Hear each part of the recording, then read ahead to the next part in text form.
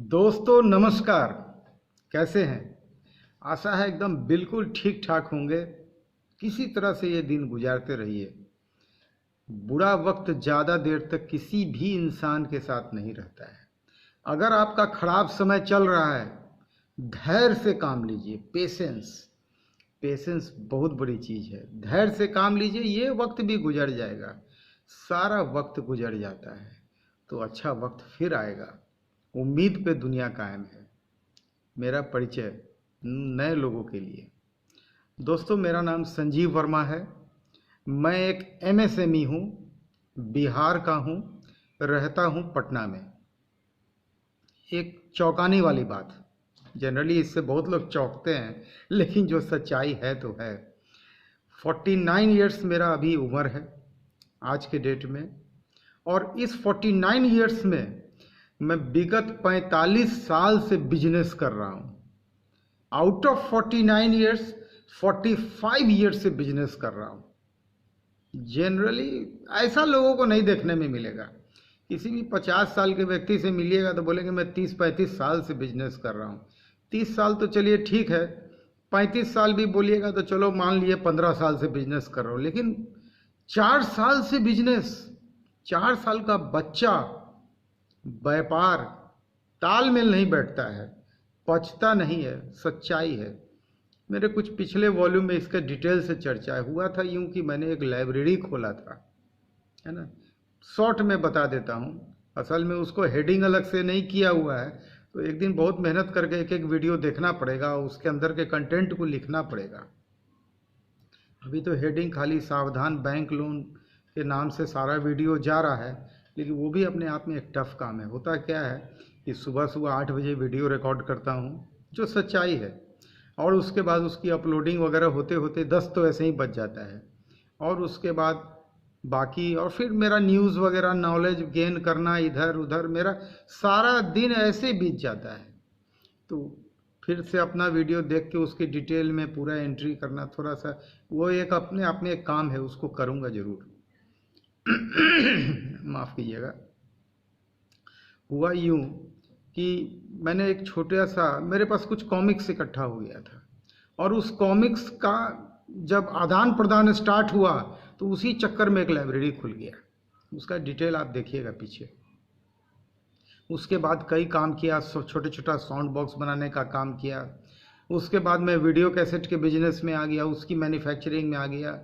Video cassette का business जब थोड़ा सा स्लो हुआ, मतलब 50% से नीचे गया, मेरा अपना आदत है, आप मेरे पूरे करियर को जब मैं बता दूंगा, अभी तो मैं धीरे धीरे करके अपने आप बारे में भी थोड़ा थोड़ा बताने की कोशिश करता हूँ।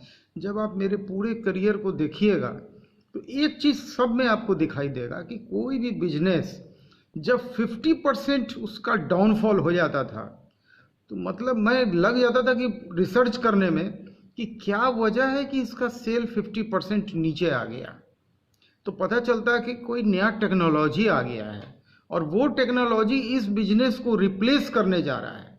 सही वक्त है, वक्त रहते अगर इससे बाहर नहीं निकले तो जो भी पैसा है बाजार में वो डूबने लगेगा, जो भी सामान है वो स्क्रैप में बदल जाएगा। वक्त रहते अगर निकल जाएगा तो पाई पाई आपका बिजनेस का छूट जाएगा, और नए बिजनेस में आप धीरे से स्विच ओवर कर जाइएगा। तो वही वक्त रहता है, इसको समझना बहुत ज़रूरी है। देखिए हुआ क्या कि जब वीडियो कैसेट का सेल कमने लगा, ठीक है, वीडियो कैसेट का जैसे सेल कमने लगा तो मैं स्टडी किया कि वाकई सेल क्यों कम रहा है। तो पता चला कि ये जो केबल टीवी है ये एक नया टेक्नोलॉजी है, ये वो जो भी हो, उसमें मैं केबल टीवी में स्विच ओवर कर गया। और स्विच ओवर करने के बाद वो बिजनेस को मैं बिल्कुल, सेल आधी थी, मैं उसको छोड़ दिया। उसके बाद सीडी वगैरह आया, ये आया वो आया। केबल टीवी के बिजनेस में भी डाउनफॉल आने लगा, क्योंकि डिश एंटीना आ गया, डायरेक्ट टू होम। डीटीएच जो आया तो कई लोग डायरेक्ट सैटेलाइट से सिग्नल कैच करने के चक्कर में कि पिक्चर क्वालिटी अच्छा आएगा, जबकि वहाँ भी समस्या है।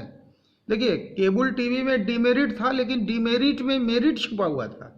अब मेरिट क्या था कि वेदर कैसा भी हो, खराब भी अगर हो जाए, अगर ट्रंक रूट हमारा ठीक है, अगर वायर सही है, तो खराब वेदर में भी प्रोग्राम बंद नहीं होता था।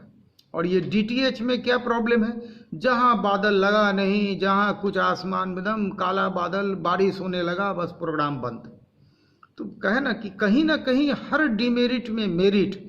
और एक चीज जान लीजिए, हर असफलता में अगर आप असफल हुए हैं, आप असफल नहीं हुए हैं, आप सफल हुए हैं। असफलता में सफलता छुपा हुआ है। ठीक है, कुछ प्रतिशत से आपका सफल होना रह गया है, अब उतना मेहनत नहीं करना है। फॉर एग्जाम्पल, मेरी बड़ी बेटी जब इंटरमीडिएट में वो फेल कर गई, देखिए जो सच्चाई है उसको बोलने में गुरेज नहीं करना चाहिए। हमेशा कमी को स्वीकारिए, और जब तक आप अपनी कमी को स्वीकारिएगा नहीं, तब तक उसको दुरुस्त आप नहीं कर पाइएगा। देखिए, जब आदमी को अपने अंदर के कमी को स्वीकारना अति आवश्यक है कि मेरे में क्या कमी है। ठीक है, अगर कोई व्यक्ति आपका आलोचक है, उसको आलोचक कभी मत समझिए, उसको निंदक नियारे राखिए। जो आपकी निंदा कर रहा है ना, उससे नजदीकी बना के रखिए, वही आपका शुभ चिंतक है। देखिए, हम लोग समझते हैं ना, अरे वो तो मेरा हमेशा शिकायत करता है, आदमी अच्छा नहीं है। नहीं, वही अच्छा आदमी है। वो है जो आपकी कमियों को बताता है, आपको करेक्ट करने का मौका दे रहा है, आपको फ्री ऑफ कॉस्ट आपको वो एडवाइस कर रहा है। जो आज के डेट में फ्री ऑफ कॉस्ट एडवाइस करे, वो उससे बड़ा आदमी आज कोई नहीं है। उसकी सुननी चाहिए, क्योंकि आजकल हर एक चीज को पैसे से बदल दिया गया है। कोई भी आदमी फ्री ऑफ कॉस्ट किसी को कुछ नहीं देना चाहता है। अगर कोई किसी को ज्ञान दे रहा है, उसका चार्ज कर रहा है। और वो बेचारा आलोचक, वो तो पैसा नहीं ले रहा है। ठीक है, गुस्से में उसने आपके 10 कमियों को बोल दिया, जरा सा उसको रिवाइंड कीजिए, क्या क्या उसने बोला। लड़िए मत, गुस्सा का जवाब गुस्सा से नहीं, गुस्सा का जवाब प्यार से दीजिए। वो उसको अपनाने की कोशिश कीजिए, वो भी आपका हो जाएगा। देखिए, वो गुस्सा में क्या क्या कह गया, असल में कुछ गोल्डन वर्ड्स कह गया है। उसको जरा सा रिवाइंड करके 2 बार सुनिए, और थोड़ा थोड़ा करेक्ट होने की कोशिश कीजिए। कमी हर इंसान में है, no one is perfect. God भी परफेक्ट नहीं है। बच्चा जन्म लेता है, पता चला जन्म से ही अपंग है, कुछ है। तो परफेक्टनेस कहीं नहीं है। हर जगह कुछ ना कुछ आपको मिलेगा, आपको लेते चलना है। अच्छाइयों को जितना जिंदगी में हो सके, अच्छाइयों को प्राप्त कीजिए और सफलता के तरफ आगे बढ़िए। देखिए, मेरे बारे में मैं आज थोड़ा सा आईएएस की चर्चा में थोड़ी सी शुरू किया था, आज मैं उस पर थोड़ा सा डिटेल चर्चा करना चाहूँगा। देखिए, थोड़ा सा नए लोगों को जानना जरूरी है, क्योंकि परिवार तो भाई थोड़ा 10-15 लोग ही सही, लेकिन परिवार बढ़ रहा है। आप देखिएगा, एक ज़माना में मैं बोला था कि आज इतना सब्सक्राइबर है, सब्सक्राइबर को देखिए बढ़ रहा है। कितनी खुशी की बात है कि मैं बोलता हूं और लोग सुन रहे हैं, लोगों को मेरी बात अच्छी लग रही है। मैं एक मामूली आदमी हूं, एक मामूली एमएसएमई हूं। मैं सिर्फ अपना एक्सपीरियंस आपसे शेयर करता हूं, और हर व्यक्ति को मैं बोलना चाहता हूं कि कोशिश कीजिए, जॉब के तरफ मत जाने का कोशिश कीजिए। देखिए, आप अगर अपना कुछ भी काम शुरू करेंगे, कोई भी काम, चाहे आप बिजनेस में, बहुत तरह का बिजनेस, कोई मैन्युफैक्चरिंग करते हैं, कोई ट्रेडिंग करते हैं, अगर आप कोई भी व्यापार चालू करेंगे, आप वक्त रहते, एक समय आएगा आपको आदमी की ज़रूरत पड़ेगी, आप किसी न किसी को बहाल कीजिएगा। और जब आपका व्यापार धीरे धीरे आगे बढ़ेगा, लोगों की संख्या बढ़ते रहेगी, लोगों को रोजगार मिलेगा, और वो रोजगार लोकल में मिलेगा। कहीं भी आप जहाँ रहते हों, जो भी प्लेस हो, चाहे आपके घर का गैराज ही क्यों ना हो, आपकी एज कोई भी हो, कोई मैटर नहीं करता है। अगर आप 18-19 साल के हैं, आपने बेसिक क्वालिफिकेशन को अर्जित कर लिया है, होना तो यही चाहिए कि बेसिक क्वालिफिकेशन पहले ले लीजिए। क्योंकि एक पढ़ा लिखा इंसान कोई भी काम करेगा ना, तो बोला जाता है ना, बुद्धिमान दुश्मन बेवकूफ दोस्त से भला होता है। बुद्धिमान दुश्मन, कोई भी वो गलत काम करने के पहले वो सोचेगा कि ये गलत काम का आफ्टर इफेक्ट क्या होगा, वो गलत काम नहीं करेगा। इसीलिए कहा गया है कि बेसिक क्वालिफिकेशन मस्ट है। अप टू 12th का नॉलेज आप बिल्कुल लीजिए। ठीक है, अगर आपको पढ़ाई लिखाई में ही आगे बढ़ना है, आप +2 के बाद ग्रेजुएशन कीजिए, किसी टेक्निकल कोर्स के तरफ जाइए, वो एक अलग माध्यम है। लेकिन अगर आपको लगता है कि नहीं हमको बिजनेस करना है, बहुत वक्त जा रहा है, तो 12th तक का एजुकेशन मैं कहता हूँ मस्ट है, लेना चाहिए। मैंने दोनों काम जब स्टार्ट हो गया ना, बिजनेस भी स्टार्ट हो गया और पढ़ाई भी, तो काफ़ी ट्रबल, दो नाव की सवारी हो गई। और दो नाव पे सवारी करना और सक्सेस होते जाना बड़ा टफ है। मैं उसको एक्सपीरियंस किया हूँ। इतना छोटे उम्र से जब पैसा आने लगा बिजनेस में, तो जब पैसा आने लगता है ना, तो आदमी क्या होता है कि गार्जियन से थोड़ा थोड़ा फ्री होने लगता है, थोड़ा सा अपनी मर्जी का कुछ परचेज कर सकता है। मतलब हर एक छोटी चीज़ के लिए अब आप गार्जियन पे डिपेंडेंट नहीं है। तो फिर देखिए उधर पे ध्यान ज़्यादा जाने लगता है, इसलिए पैसा आ रहा है भाई, दो पैसा कमाई आ रहा है। इसीलिए कहता हूँ कि काम शुरू कीजिए, अपना रोजगार शुरू कीजिए। काम बहुत पड़ा हुआ है, किधर भी नज़र डालिए, जगह की कोई पाबंदी नहीं है। छोटा से छोटा शुरुआत, जितने भी बड़े बड़े अधिकतर बिजनेस को देखा हूँ मैं कि वो गराज से शुरुआत किए हैं। इवन कि अमेजोन, ऐसा बहुत सारा एग्जाम्पल आपको मिल जाएगा जो बहुत सफल हैं आज की डेट में। और गराज में जो गाड़ी पड़ा हुआ है ना, उसको थोड़ा सा आप बाहर कर दीजिए, अगर आपको जगह की बहुत दिक्कत है तो उस पर तिरपाल डाल दीजिए। वो जो गाड़ी का जो गराज होता है ना, वो 150 स्क्वायर फीट से कम नहीं होता है, बड़ा अच्छा खासा जगह होता है। मैंने भी वीडियो कैसेट बनाने का जो फैक्ट्री स्टार्ट किया था, वो अपने गराज से स्टार्ट किया था, गाड़ी को कर दिया था बाहर। तो गराज का इस्तेमाल कीजिए, और उसका जब इस्तेमाल होने लगेगा आर्थिक रूप में और उससे दो पैसा आने लगेगा, फिर देखिए मज़ा। दुनिया में सबसे पहले बिजनेस की शुरुआत खुद से कीजिए, ठीक है। और पैसे की ज़रूरत पड़े, मैं बिल्कुल बोलता हूँ पार्टनरशिप की तरफ जाइए। कभी भी पैसे के लिए जो आसान लगता है ना कि गवर्नमेंट का स्कीम है, CGTMSE स्कीम है, कोई गारंटी नहीं लगेगा, आप लोन ले लीजिए। शुरुआत मेरा भी ऐसा ही हुआ था। 5 लाख रुपया का जो लोन मैंने लिया था ना, वो स्टेट बैंक के ब्रांच मैनेजर मेरा, तो मैं एक करंट अकाउंट खोला था। और करंट अकाउंट इसलिए खोला था कि जो पैसा आए, मेरा दिमाग में हमेशा था कि जो भी बिजनेस करूँगा 1 नंबर तरीके से करूँगा, 2 नंबर तरीके से नहीं। तो मैं सब बैंक में अकाउंट खोल दिया था। जब मैं ये स्टेबलाइजर का और ये कैसेट के बिजनेस है, ऑडियो कैसेट के ज़माना से जब मैं थोड़ा सा स्टेट के बाहर से काम स्टार्ट कर दिया, अदर स्टेट या स्टेट के अदर डिस्ट्रिक्ट में काम स्टार्ट किया, तो सबसे बड़ा ट्रबल क्या हुआ कि पैसा का कलेक्शन कैसे होगा, माल तो ट्रांसपोर्ट से चला जाएगा। ये मैं बात कर रहा हूँ वीडियो कैसेट के, और 2-3 बिजनेस के बाद ऑडियो कैसेट मैं बताऊँगा धीरे धीरे उसके बारे में। तब मैं स्टेट बैंक में एक छोटा सा करंट अकाउंट खोल दिया था। उस ज़माना में शायद 1000 रुपया लगता था, अभी तो शायद 10,000 लग रहा है ना। हमको याद है उस समय शायद 1000 रुपया और 100 रुपया सेविंग अकाउंट खोलने में लगता था। तो 1000 रुपया से शायद मैंने, शायद बोल रहा हूँ, जो कि बात काफ़ी पुरानी है, 30-35 साल तो हो ही गया है, 30 साल लगभग पकड़ के चलिए। तो मैं स्टेट बैंक में एक करंट अकाउंट खोला था। स्टेट बैंक में आना जाना चालू हो गया।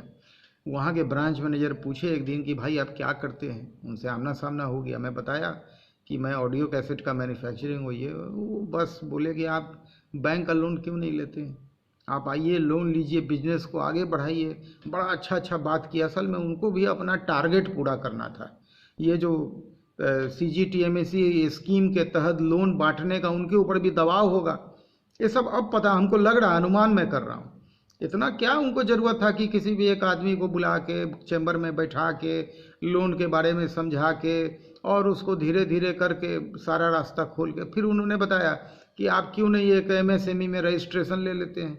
उस समय ये सब ऑफलाइन प्रोसेस था। MSME में जो डिस्ट्रिक्ट इंडस्ट्रीज सेंटर जो हर ज़िला में होता है, वहाँ से ये रजिस्ट्रेशन होता था। और उसका प्रोसेस भी मैंने थोड़ा सा था कि जो आता था विजिट करता था, वो 10-15 हज़ार रुपये वो लोग लेता था MSME का रजिस्ट्रेशन देने में। वो लेता ही लेता था, नहीं तो वो रजिस्ट्रेशन आपको मिलने से रहा। अब आज तो क्या है, ऑनलाइन है, 1 रुपया खर्चा नहीं होना है, आपको MSME का रजिस्ट्रेशन मिल जाएगा। और पता नहीं बहुत जल्दी मिल जाता है। इसमें किसी का कोई इंक्वायरी वगैरह नहीं है, आप अपना काम शुरू कीजिए।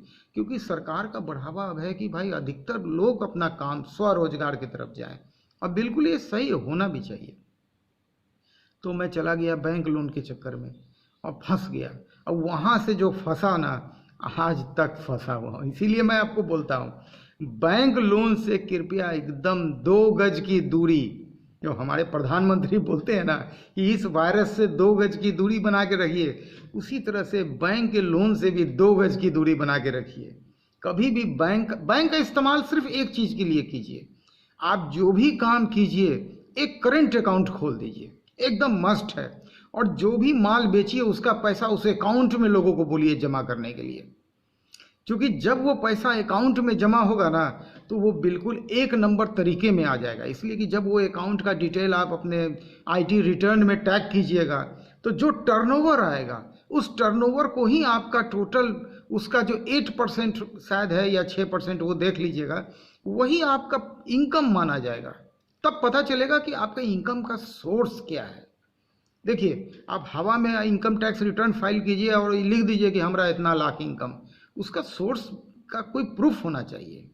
अब वो प्रूफ कहाँ से आएगा?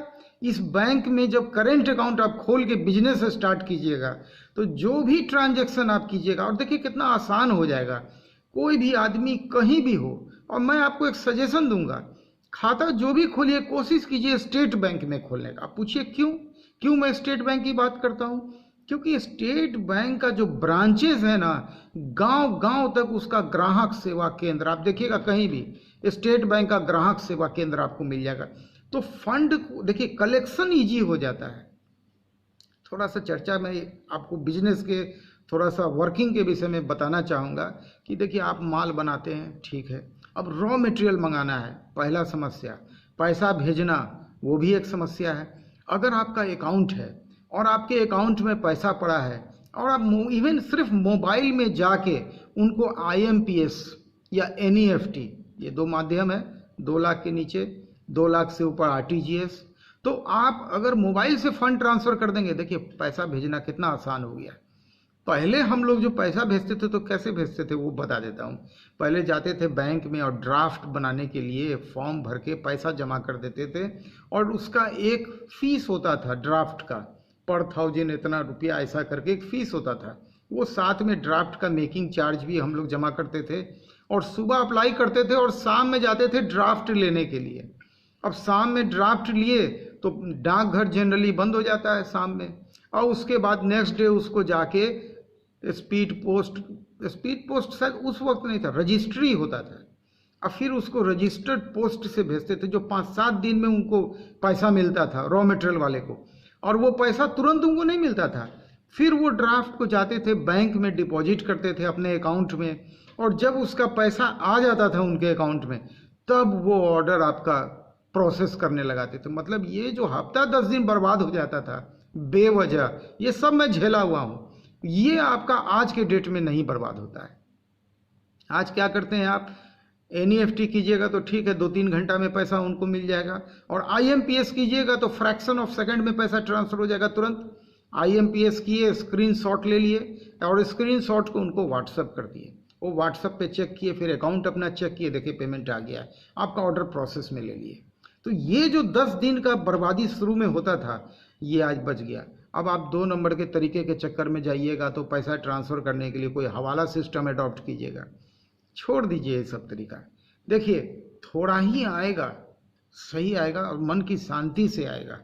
1 नंबर तरीके से जो पैसा इकट्ठा होना चालू होता है ना, कल को आप कितने भी बड़े अरबपति धन्ना सेठ बन जाइए, कितना भी अकूत संपत्ति के मालिक हो जाइए, अगर वो 1 नंबर तरीके से अर्जित किया हुआ हो, दुनिया की कोई भी ताकत आपको बेचैन नहीं कर पाएगी, परेशान नहीं कर पाएगी।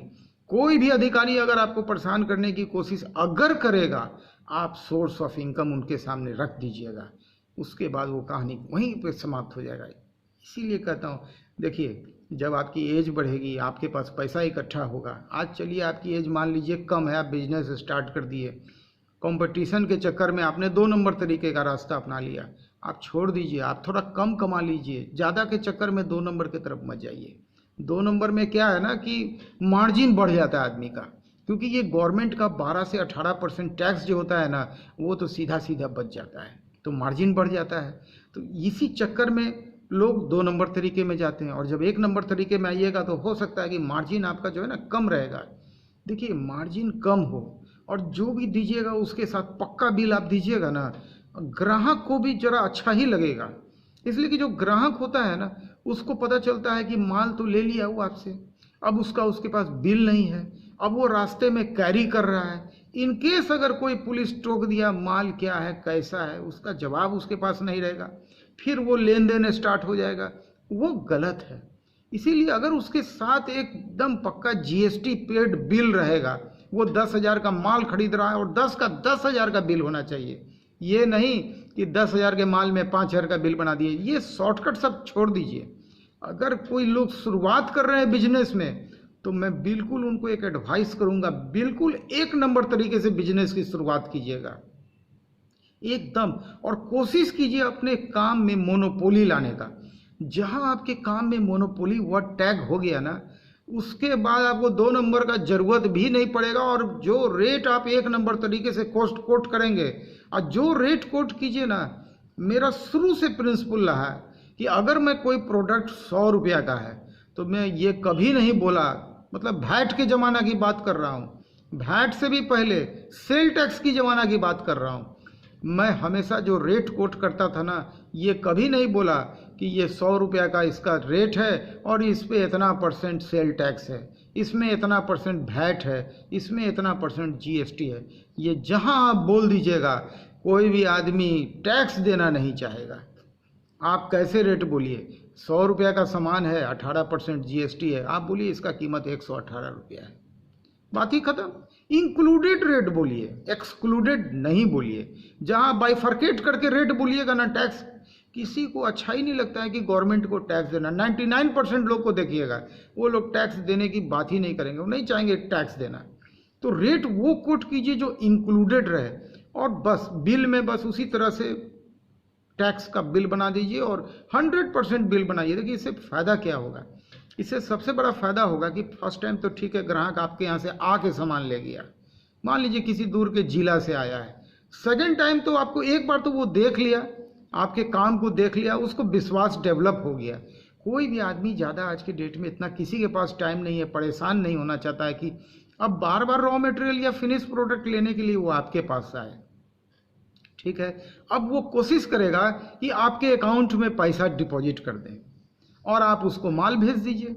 अब आप अगर मान लीजिए कि अंडर बिलिंग कर रहे हैं, 2 मिनट के लिए मैं बता रहा हूँ इसका प्रॉब्लम कहाँ पे होगा। अगर आप 50% बिल कर रहे हैं, 50% का बिल नहीं कर रहे हैं, लेकिन पैसा तो आपको 100% का लेना है, 50% का पैसा आप बोलिएगा कि मेरे अकाउंट में जमा कर दीजिए, बाकी 50% का पैसा फिर कैसे लीजिएगा। अगर मान लीजिए कि आप 2-4 सेविंग अकाउंट खोल लिए इन केस, और बाकी का जो 2 नंबर का पैसा, जो बाकी का 50% है, वो अगर आप सेविंग अकाउंट में बोलिए डाल देने के लिए, तो एक बात जान लीजिए, आज का युग पहले वाला युग नहीं रहा। आज सब कुछ ओपन है, डिजिटल प्लेटफॉर्म है, आधार नंबर है, ये है वो है, आपका एक खाता कहाँ कहाँ दूसरा खाता तीसरा खाता, इसको जानने में 1 सेकंड भी नहीं लगेगा। ये कंप्यूटर खुद खोज के जो भी जांच एजेंसी होगी उसको बता देगा कि आपके इस खाता के साथ 4 और खाता जो है वो भी इसी एड्रेस पे है, वो भी इसी नाम से है, या वो आपके परिवार का नाम हो, जो भी। देखिए झंझट स्टार्ट हो जाएगा। अच्छा, ये सब झंझट आप किस लिए कर रहे हैं? फायदा आप किसको दे रहे हैं? दूसरे को, उसको भी दे रहे हैं और उसका परसेंटेज बांट रहे हैं। क्या जरूरत है? साफ साफ कहिए भैया आपका 10,000 का माल हुआ, 10,000 रुपया डाल दीजिए मेरे कंपनी के अकाउंट में या मेरे फर्म के अकाउंट में, जो आपका करंट अकाउंट नंबर है उसको दीजिए। नो सीसी नो लोन, जहाँ लोन लिए सीसी अकाउंट हो जाएगा। कोई कैश क्रेडिट लेने की जरूरत नहीं है।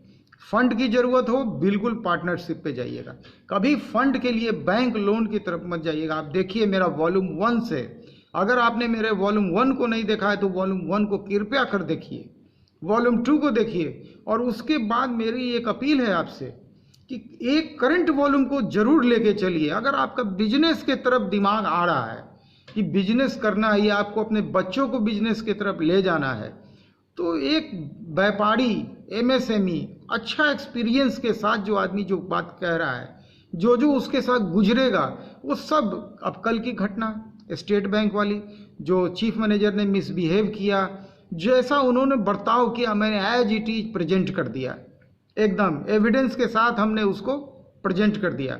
मैं स्वयं उसको बताया, जांच का विषय है। बैंक के मैंने चेयरमैन को भी उस वीडियो को भेज दिया, उस वीडियो को विदिन 24 घंटा के अंदर मैंने चेयरमैन को भेजा। 24 घंटा भी नहीं था, क्योंकि 11:30 बजे दिन की घटना थी, 8 जून की, और 9 जून को 11 बजे मैंने चेयरमैन को, सीजीएम साहब को और जीएम साहब को, तीनों साहब को उस वीडियो को एज एविडेंस भेज दिया।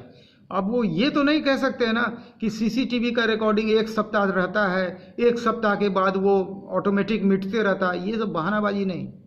मैं 24 घंटा के अंदर आपको रिपोर्ट भेजा हूँ, डिजिटल प्लेटफॉर्म पे रिपोर्ट है, आप उसको देन एंड देयर जांच कराइए, इन्वेस्टिगेशन कराइए कि मैं वहाँ गया था, आखिर हाथ के एक्सप्रेशन से दिखेगा तो। और वो आदमी को तुरंत इंट्रोगेट कीजिए, उस चीफ मैनेजर को, और इंट्रोगेट करने के बाद वो व्यक्ति बिल्कुल सच सच हर बात उगल देगा, वो एडमिट करेगा भाई कि हाँ हमें ऐसा बर्ताव हुआ, सर सॉरी। वो सॉरी कह रहे हैं, sorry is not a solution. किसी का करियर खराब हो रहा है, आप सॉरी कह के बचने की कोशिश करते हैं। किसी का आप मर्डर कर दिए, आप बताइए। एक तो सितंबर 2019 से मेरी क्या गलती थी? प्राकृतिक आपदा था, बाढ़ आ गया, कंपनी डूब गया, डैमेजेस हुआ है, आखिर इंश्योरेंस आदमी कराता क्यों है? इंश्योरेंस का आज तक 1 रुपया क्लेम नहीं मिला, यूनिट आज तक बंद पड़ा हुआ है। जितने भी वर्कर थे वो सभी बेरोजगार बैठे हुए हैं, क्योंकि वायरस आने के बाद उनको भी रोजगार आज कहीं नहीं मिल रहा है। बेचारे रोज फोन करते हैं। कल भी 2 लड़का का फोन आया, भैया काम चालू हुआ। बहुत दुख होता है बोलते हुए कि नहीं बाबू नहीं, अभी काम चालू हुआ है। भैया बैठे हुए हैं, क्या करें भैया? बोले क्या करोगे बाबू, स्थिति तो मेरी भी बहुत नाजुक है, मैं क्या करूं? इस सब का गलती कौन जिम्मेवार है, कौन गुनाहगार है? सजा उसको मिलनी चाहिए, और हमें मुआवजे के साथ अब आपको पेमेंट करना चाहिए। आप इंश्योरेंस का क्लेम मैंने जो किया बिल्कुल सही किया था, और वो सब ऑन रिकॉर्ड है, एविडेंस के साथ है। आप घूस मांगा, उसको छुपाने की कोशिश कर रहे हैं, गलत है। देखिए बातों बातों में वक्त, लेकिन देखिए आज मैं चर्चा किया थोड़ा बिजनेस के तौर तरीके के विषय में। देखिए कोई भी मेरा 33 मिनट का वीडियो है ना, ठीक है, लगता है 33 मिनट आपका समय लग गया, आप थोड़ा सा सोचिए कि 3 मिनट काम की बात ये आदमी कह गया। 3 मिनट जो है ना उसको स्टोर कीजिए, और 33 मिनट जो है, देखिए हो सकता है एग्जाम्पल देने में चला गया हो, कुछ भी हो, और कुछ बातों को रिपीट करना बहुत ज़रूरी है। मैं बार बार कहता हूं कि कभी भी बैंक की लोन मत लीजिए। मैं टाइटल दे रखा हूं। कल एक भाई का फ़ोन आया, बंगाल से फ़ोन आया, काफ़ी मेरे से प्रभावित हुए, मेरे बातों से वो लगातार प्रभावित हैं और मेरे सभी वीडियो को देखते आ रहे हैं। वो सीलिंग फैन बनाने की बात कर रहे थे। मैं उनको बोला कि साहब थोड़ा सा भी वक्त जो है ना, आप लोग सबको मैं बताना चाहूँगा 3-4 महीना अभी जो कोई भी नया प्रोजेक्ट में पैसा लगाने का कोशिश मत कीजिए। कुछ नहीं भागा जा रहा है, इस वायरस को भागने दीजिए। एक बार ये वायरस हमारे संसार से, ये जो करंट वायरस, ऐसे तो वायरस कभी जाता नहीं है, लेकिन ये जो करंट वायरस आया है ना, इसको थोड़ा दूर हो जाने दीजिए। कम से कम ये हम लोग की ज़िंदगी से थोड़ा दूर चला जाए। इसलिए कि देखिए सबसे बड़ा बात है ना कि कोई समझने के लिए तैयार नहीं है। सरकार जो कहती है सही कहती है, जो भी सरकार होती है। देखिए सरकार में नेता जो होते हैं, आप ठीक है, नेता की बात आपको, अगर किसी नेता की बात ठीक नहीं लगती है, लेकिन नेता जो बोलते हैं ना, उनके पीछे जो टीम वर्क करता है मालूम, वो जनरली आईएएस ऑफिसर होता है। नेता के नीचे जो सेक्रेटरी होते हैं ना, किसी भी विभाग में आप चले जाइए, कोई भी मिनिस्टर हो, उनका जो सेक्रेटरी होता है ना, वो हाई लेवल का आईएएस ऑफिसर होता है। और देखिए एक आईएएस ऑफिसर मामूली चीज़ नहीं होता, मैं बार बार बोलता हूँ, काफ़ी पढ़ाई पढ़ के बेचारा आईएएस बनता है, इसको सोचिए। और उसके साथ जो एक्सपीरियंस अटैच होता है, वो नेता को वही असल में वो फीडबैक करते हैं कि हाँ ये योजना है या ये बात है, ये जनता तक जानी चाहिए। तब नेताजी इस बात को बोलते हैं, क्योंकि कोई भी आईएएस ऑफिसर डायरेक्टली नहीं ये करता है, भाषणबाजी ये सब में वो लोग नहीं रहता है। ये सारा काम पब्लिक से कनेक्ट करने का काम, पब्लिक का जो प्रतिनिधि होता है ना, जनप्रतिनिधि, जो हमारे मिनिस्टर हैं, जो हमारे प्राइम मिनिस्टर होते हैं, ये काम उनका होता है। ये वो पब्लिक को कनेक्ट करने का काम करते हैं। बातों बातों में तो मेन मुद्दा रह गया, देखिए, असल में कोई स्क्रिप्ट लेके मैं बात करता नहीं हूँ, क्योंकि मैं आम आदमी हूँ भाई। मैं एक एमएसएमई हूँ, बिजनेस है, एक्सपीरियंस है, जो भी है। तो मैं एक्सपीरियंस इतना ज़्यादा है ना कि किसी भी टॉपिक में बात करना चालू करूँगा ना, मेरी बातों को लोग 2-2 घंटा तक सुनते थे और बहुत लोगों को बहुत लाभ हुआ। एक एग्जाम्पल बता रहा हूँ। एक मेरे नज़दीकी मित्र थे, वो ज्योग्राफी से उन्होंने ऑनर्स किया था और उनको मेरी बातें काफ़ी अच्छी लगती थी, घंटों घंटों मेरी बातें सुनते थे। और मालूम, मेरी बातों से वो थोड़ा दूसरे तरह से प्रभावित हो गए, क्योंकि मैं आध्यात्म की भी बात करता था। क्योंकि आईएएस के दौरान मैं बहुत पढ़ गया था, इतना पढ़ गया था कि उसका हिसाब नहीं। मतलब जो भी किताब अगर मेरे हाथ में आ जाता था, मैं 2 दिन दे के उसको भी पढ़ जाता था। जनरली लोग साल 2 साल में आईएएस का एग्ज़ाम दे देते हैं, मैं 3 साल तक पढ़ते चला गया। इसका बहुत सारा बेनिफिट होता है। देखिए, पढ़ाई ज्ञान कभी, नतीजा क्या हुआ ये बता, वो इतना हमसे प्रभावित हुए कि वो प्रवचन की दुनिया में चले गए और वो धीरे धीरे करके, और आज माने महंत के नीचे उनकी पदवी है। जो कृष्ण जी का जो होता है ना उदासीन संप्रदाय, वो आज मथुरा में शायद वो 2nd पोस्ट में है। एक बार मैं गया था जब वो बनारस के हेड थे। मतलब क्या राजशाही है। मैं देखा केसर से शालिग्राम का पूजा, मतलब काफ़ी उनका एकदम जिंदगी बदल गया। कई लोग मुझसे प्रभावित हो गए, बिजनेस स्टार्ट किए। कल एक भाई बोले कि सर, मैं आपसे प्रभावित होकर अपना यूट्यूब चैनल बनाया हूँ, आप कृपया सब्सक्राइब कर लीजिए।